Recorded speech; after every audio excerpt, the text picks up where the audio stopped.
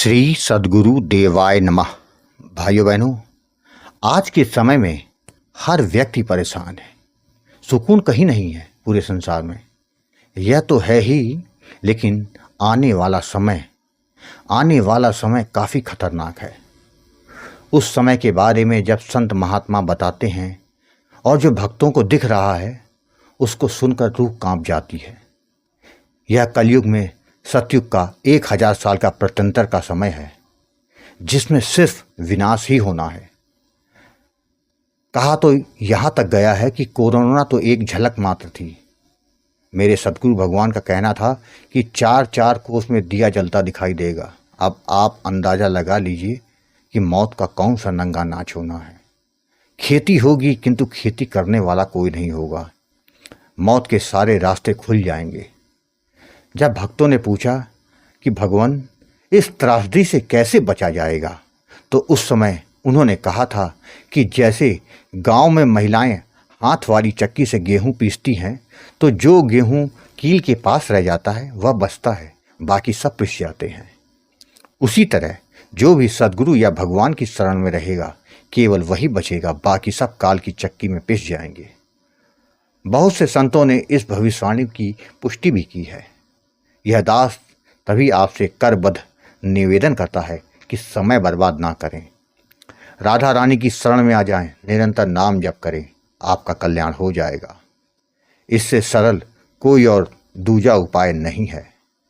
राधा नाम ही आपको काल से बचाकर भव पार करा देगी। आज जो कथा यह दास सुनाने जा रहा है, उसे उत्तर प्रदेश से सुधांशु जी ने भेजी है, जिसे सुनकर आपको राधा नाम पर भरोसा हो जाएगा। आपको पता चल जाएगा कि राधा रानी अपने भक्त को कभी अकेला नहीं छोड़ती।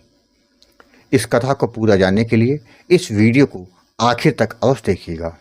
इसके साथ ही यदि आप राम नाम के प्रताप से जुड़ी सत्य कथा का आनंद लेना चाहते हैं, तो हमारे दूसरे चैनल गोकुल भवन अयोध्या को जरूर देखें। सुधांशु जी ने बताया कि गुरुदेव, राधा नाम अपने आप में पूर्ण है। जो भी नाम जप करता है उसका कल्याण होकर रहता है। इसमें किसी प्रकार का कोई संशय नहीं है। इस बात का मैंने स्वयं अनुभव किया है।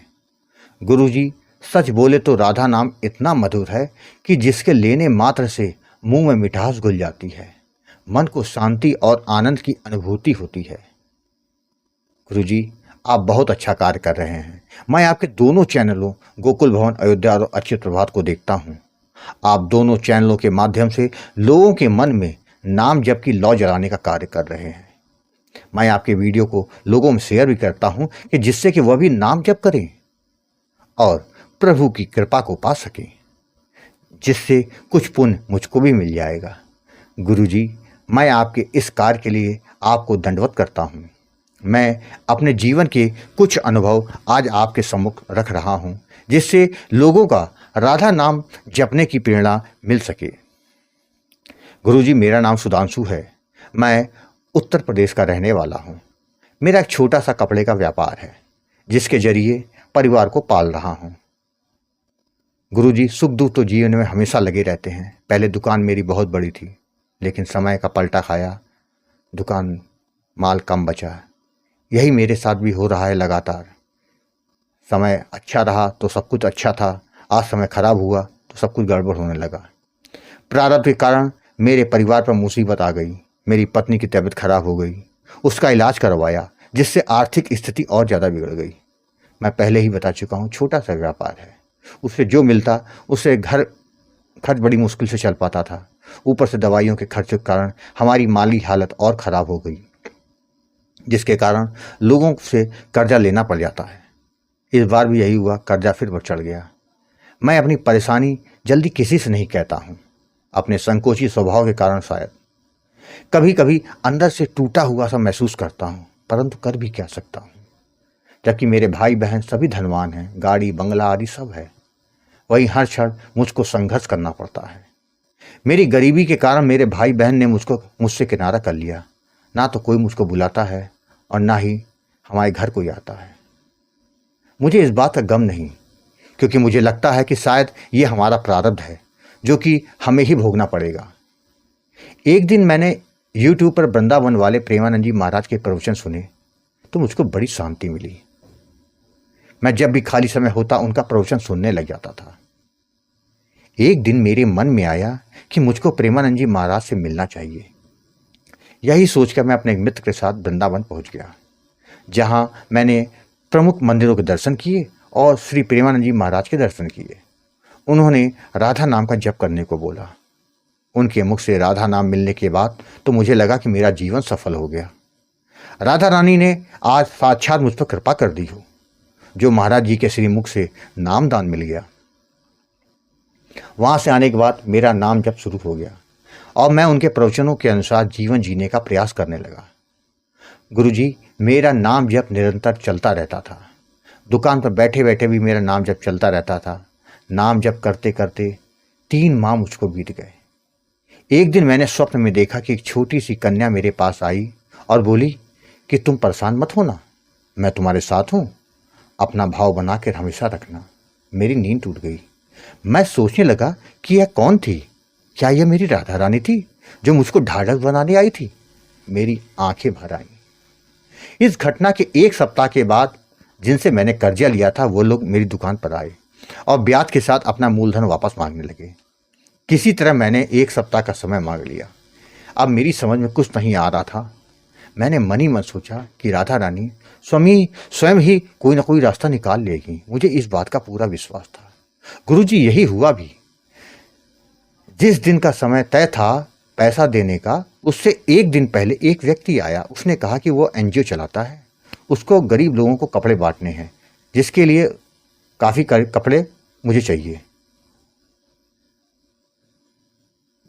उसने दुकान में कपड़े देखे, उसको मेरे कपड़े पसंद आ गए। उसने कहा कपड़े पैक कर दिए। मैंने कपड़े पैक कर दिए। गुरुजी, आप विश्वास नहीं करेंगे, उस दिन इतने कपड़े उसने वो हमसे लेके गया जितना मैं शायद 2 माह में भी नहीं बेच पाता। उसने पैसा कैश दे दिया।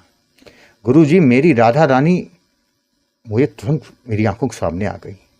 मेरी आंखों से आंसू छलक पड़े कि वाह मैया, तेरी कृपा अपरंपार है। मैं बहुत देर तक राधा रानी की कृपा के बारे में सोचता रहा और मेरे आंसू लगातार गिरते रहे। गुरुजी, अगले दिन जिनको पैसा देना था उनको मैंने पैसा दे दिया। मेरी इज्जत मेरी राधा रानी ने रख ली है। उनकी बात याद आ गई कि राधा रानी ने कहा था कि मैं तुम्हारे साथ हूँ। उस दिन के बाद से मेरा व्यापार जैसे अपने आप चल उठा। इस बात को लगभग 2 साल होने को आ रहे हैं। राधा रानी की कृपा से मेरा व्यापार अच्छा चल रहा है। मेरी दुकान आज बड़ी हो गई है। 10-12 लोग मेरी दुकान के अंदर काम कर रहे हैं। ये राधा रानी की कृपा ही तो है कि राधा रानी की कृपा से आर्थिक संकट मेरा पूरा समाप्त हो गया। जो कर्जे थे वो सारे कर्जे समाप्त हो गए। राधा रानी की कृपा से सब अच्छा चल रहा है। गुरुजी, आज भी मुझको हर पल यह एहसास होता है कि राधा रानी मेरे आसपास ही हैं। उस दिन के बाद से कभी कोई मुसीबत नहीं आई। वो कहते हैं ना, जहाँ गर्दन कटनी है वहाँ केवल उंगली कट के काम चल जाता है। गुरुजी, मैं समझ गया। जो कहा जाता है कि कलयुग केवल नाम आधारा है, वह बात एकदम सत्य है। जिसको नाम नहीं दे सकता उसे कोई नहीं दे सकता। गुरुजी, जब जब मुझे कुछ जानना होता है तो राधा रानी की कृपा से मेरे सवालों के जवाब राधा रानी आपके वीडियो के जरिए दे देती है। मैं आपका एक भी वीडियो नहीं छोड़ता हूँ।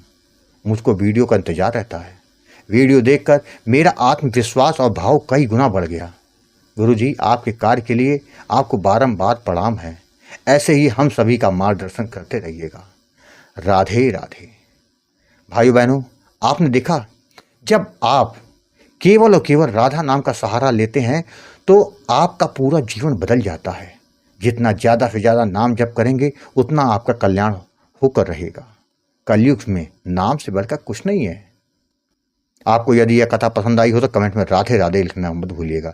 यदि आपके पास भी राधा नाम की महिमा, बांके बिहारी की कृपा और वृंदावन से जुड़ी कोई सत्य कथा हो तो उसको मेरे व्हाट्सएप या ईमेल पर भेज सकते हैं, जिस पर वीडियो बनाकर अपने चैनल में अवश्य दिखाऊंगा।